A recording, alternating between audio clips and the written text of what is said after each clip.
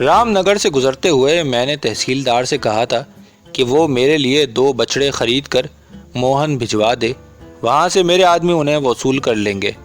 میں نے ان لوگوں کو بتایا کہ میں ان میں سے ایک بچڑے کو ایک جگہ بندھواؤں گا جہاں 3 روز قبل ایک عورت ہلاک ہوئی تھی، اور دوسرا چکنا کل۔ انہوں نے بھی اتفاق کیا کہ ان کے خیال میں اس سے بہتر جگہ اور کوئی نہیں ہو سکتی۔ اندھیرا چھانے والا تھا اور روانگی سے قبل نمبردار نے وعدہ کیا کہ وہ اگلی صبح آس پاس کے تمام دیہاتوں میں میری آمد کی اطلاع بھجوا دے گا۔ وجہ یہ تھی کہ کسی بھی واردات کی صورت میں وقت ضائع کیے بنا وہ مجھے اس کے بارے بتا سکیں۔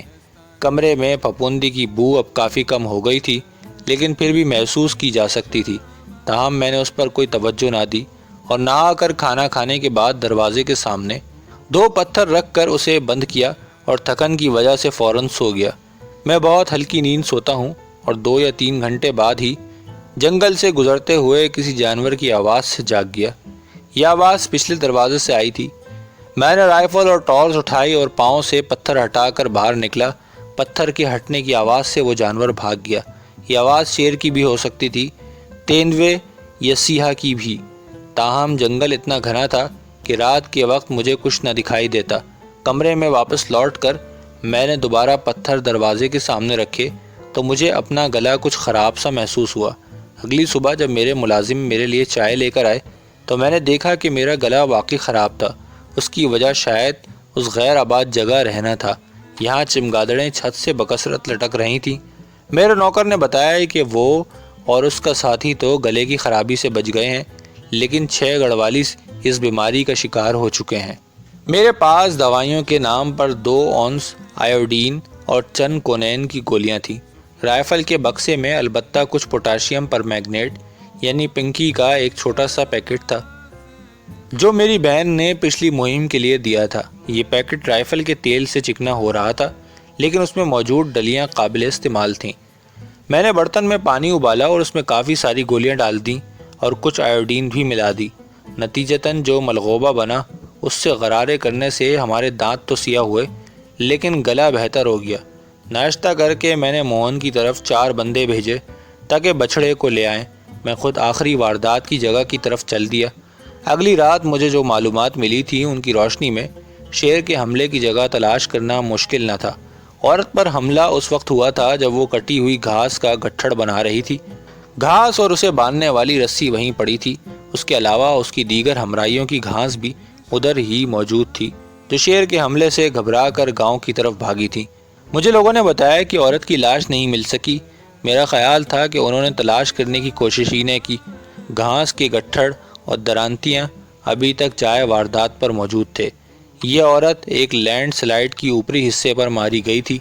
شیر اسے مار کر نیچے اتر کر گھنی گھاس کے خطے میں گھسا۔ یہاں شیر کچھ دیر رکا، شاید وہ دیگر عورتوں کے دور چلے جانے کا منتظر ہو۔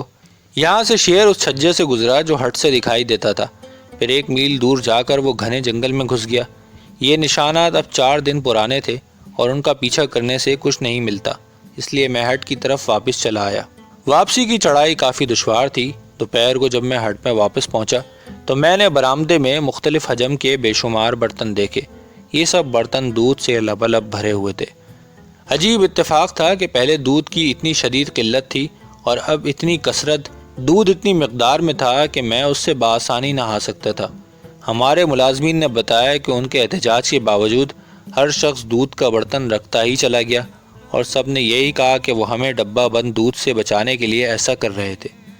جب تک ہم ادھر ہیں وہ ہمیں ڈبے کا دودھ استعمال نہیں کرنے دیں گے۔ مجھے علم تھا کہ میرے آدمی بچڑوں کو لے کر موہن سے مغرب کے بعد ہی واپس آئیں گے۔ دوپہر کا کھانا کھا کر میں چکنا کل کی سڑک کو دیکھنے چل دیا۔ ہٹ سے پہاڑی بتدریج بلند ہوتی ہوئی 500 فٹ کے قریب اونچی ہو گئی تھی۔ اس کی شکل مثلث نما تھی۔ مزروعہ زمین سے نکل کر یہ سڑک بائیں مڑتی ہے اور ایک بہت عمودی ڈھلوان پہاڑی سے ہوتی ہوئی دوبارہ چھجے نما جگہ پر آ کر دائیں مڑتی ہے اور پھر سیدھی چکنا کل تک اترائی ہے۔ چھجے سے باہر نکل کر سڑک کچھ فاصلے تک ہموار تھی، پھر اچانک ڈھلوان سے گزرتی ہوئی نیچے اترتی ہے۔ موڑوں پر یہ البتہ کشادہ ہو جاتی ہے۔ چونکہ میرے پاس پوری سہ پہر باقی تھی تو میں نے اس سڑک کا 3 میل تک بغور جائزہ لیا۔ جب شیر کسی سڑک یا گزرگاہ کو بکثرت استعمال کرتا ہے تو وہ اس کے کنارے اپنے ناخن سے گہری خراشیں ڈالتا رہتا ہے۔ یہ نشان ویسے ہی ہوتے ہیں جیسے گھریلو بلیاں ڈالتی ہیں۔ یہ نشانات ایک شکاری کے لیے بہت اہم ہوتے ہیں، ان سے درج ذیل معلومات مل سکتی ہے۔ نمبر 1، یہ جانور نر ہے یا مادہ۔ نمبر 2، اس کا رخ کس طرف تھا۔ نمبر 3، اسے یہاں سے گزرے کتنا وقت ہو چکا ہے۔ نمبر 4، اس کی جائے رہائش کا اندازاً فاصلہ اور سمت، اس کی شکار کی نوعیت۔ نمبر 5، کیا اس جانور نے حال ہی میں انسانی گوشت کھایا ہے۔ ان آسانی سے ملنے والی معلومات سے اجنبی علاقے میں آدم خور کے بارے میں جاننے کے لیے بہت مدد ملتی ہے۔ شیر کے سڑک سے گزرتے وقت کے پگ بھی اہم ہوتے ہیں۔ ان سے کئی طرح کی معلومات، مثلاً جانور کی سمت، رفتار، جنس، عمر، اور یہ بھی کہ آیا جانور کے تمام پیر سلامت ہیں یا نہیں، اگر نہیں تو کس پیر میں نقص ہے۔ یہ سڑک لمبے عرصے سے استعمال نہیں ہوئی تھی اور اس پر چھوٹی اور سخت گھاس اگی ہوئی تھی۔ 1-2 نم جگہیں چھوڑ کر کہیں بھی پگ دکھائی نہ دیے۔ ان میں سے ایک نم جگہ چھجے کے نیچے سے گزرتی ہوئی سڑک سے 2 یا 3 گز دور تھی۔ اس کے پاس ٹھہرے ہوئے سبز رنگ کے پانی کا تالاب تھا۔ ایسے تالاب سام بھر کے پانی پینے کا اہم ذریعہ ہوتے ہیں۔ موڑ کے فوراً بعد ہی میں نے بہت ساری کھرشنے کی جگہیں دیکھی۔ یہاں سڑک مڑ کر مزروعہ زمین سے باہر چلی جاتی ہے۔ یہاں سے 200 گز دور سڑک کافی تنگ ہو کر اس لٹکی ہوئی چٹان کے نیچے سے گزرتی ہے۔ یہ چٹان 10 فٹ بلند تھی اور اس کے اوپر 2 یا 3 گز کا ہموار قطع سا تھا۔ اگر گاؤں کی طرف سے آئیں تو یہ جگہ صاف دکھائی دیتی ہے، لیکن دوسری طرف سے یہ نظروں سے اوجھل ہی رہتی ہے۔ یہاں بھی کئی جگہوں پر کھرشنے کے نشانات تھے۔ ابھی تک مجھے پنجوں کے نشانات نہیں مل سکے تھے۔ یہاں موڑ پر آ کر میں نے شیر کے پگ دیکھے۔ یہاں سے شیر چھلانگ لگا کر گزرا تھا اور نرم مٹی پر اس کے پگ موجود تھے۔ یہ نشانات کل کے تھے اور کچھ مٹ سے گئے تھے، تاہم یہ واضح تھا کہ یہ نشانات ایک بڑے اور پرانے نر شیر کے ہیں۔ جب آپ ایسے علاقے میں ہوں جہاں آدم خور مصروف عمل ہو تو پیش قدمی بہت سست ہو جاتی ہے۔ راستے میں آنے والی ہر رکاوٹ، چاہے وہ جھاڑی ہو، پتھر یا زمین میں موجود کوئی چھوٹا سا گڑھا جس میں آدم خور کی شکل میں موت چھپی ہونے کا امکان ہو، بغور دیکھ بھال کر عبور کیے جاتے ہیں۔ اگر ہوا نہ چل رہی ہو جیسا کہ اب تھا تو سامنے کے علاوہ پیچھے اور دائیں بائیں بھی دیکھنا پڑتا ہے۔ مزید برآں مجھے یہاں سے مئی کے وسط میں 4 سے 5 ہزار فٹ کی بلندی پر پھولوں کے بے شمار غنچے دکھائی دیے جو میرے لیے دلچسپی کے خاص مرکز تھے۔ ہر دوسرا درخت ایسے لگتا تھا جیسے وہ ان پھولوں کو چیر کر باہر نکلا ہوا ہے۔ یہاں میں نے پہلی بار ایک ایسا پرندہ دیکھا جو بعد ازاں بمبئی نیچر ہسٹری میوزیم کے عملے نے پہاڑی گریک ماؤنٹین کے نام سے شناخت کیا۔ یہ پرندہ خاکستری رنگ کا ہے، سینے پر گلابی رنگ کا ہلکا سا نشان ہے۔ اس کی جسامت روزی پیسٹر سے ذرا سی چھوٹی ہے۔ اس کے بچے بھی اس کے ساتھ تھے۔ ہر بالغ کے ساتھ 4 بچے اونچے درخت کی خشک ٹہنیوں پر قطار بنائے بیٹھے تھے۔ والدین بار بار 200-300 گز کی لمبی اڑان بھر کر کیڑے پکڑ کے لاتے۔ ان کی اڑان کی رفتار حیرت انگیز تھی۔ مجھے یقین ہے کہ ہندوستان میں کوئی اور پرندہ بشمول مہاجر پرندے جو سردیوں میں ادھر آتے ہیں اس سے زیادہ تیز نہیں اڑ سکتے۔ ان کی ایک اور دلچسپ خوبی ان کی قوت بصارت تھی۔ کئی بار یہ لوگ 100 گز تک سیدھی لائن میں اڑتے اور پھر کیڑے پکڑ کر لوٹتے تھے۔ ان کی تیز رفتاری کے باعث یہ بھی کہنا ممکن نہیں کہ یہ پرندے کسی کیڑے یا پتنگے کے پیچھے اتنی دور تک گئے ہوں گے۔ مجھے یقین ہے یہ پرندے جتنا فاصلے سے کیڑے دیکھ پاتے ہیں کوئی انسان طاقتور ترین دوربین سے بھی نہیں دیکھ سکتا۔ اپنے عقب کا خیال رکھتے، نشانات دیکھتے، فطرت سے لطف اندوز ہوتے اور جنگل کی آوازیں سنتے جن میں سامبھر کی میل بھر دور موہن کی طرف سے آواز بھی تھی جو دوسروں کو شیروں کی موجودگی سے آگاہ کر رہا تھا، کاکڑ اور لنگور جو دوسروں کو کسی تینوے کی موجودگی سے آگاہ کر رہے تھے۔ وقت تیزی سے گزرتا رہا۔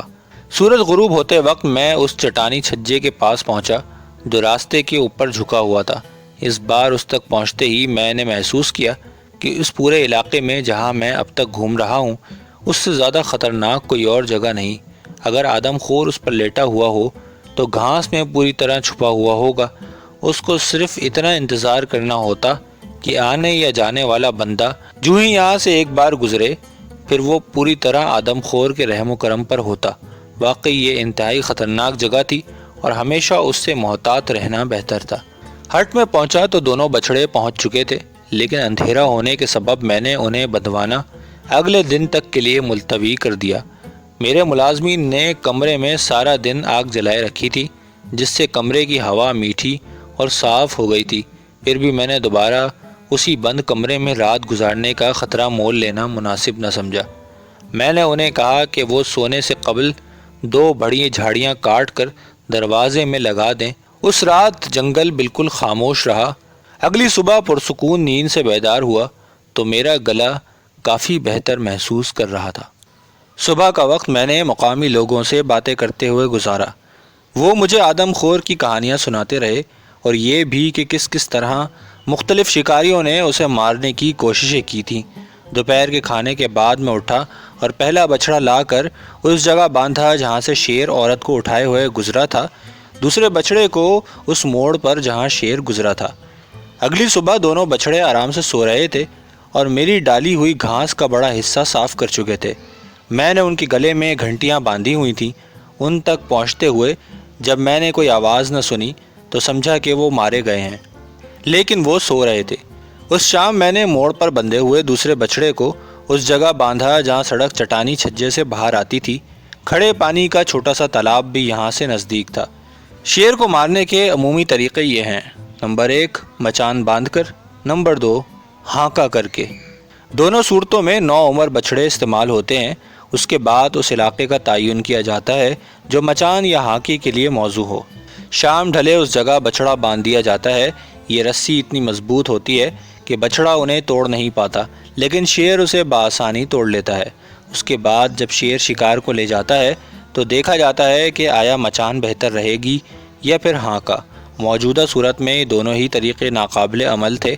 میرا گلا کافی بہتر ہو چکا تھا، لیکن اب بھی زیادہ دیر کھانسے بغیر نہیں رہ سکتا تھا۔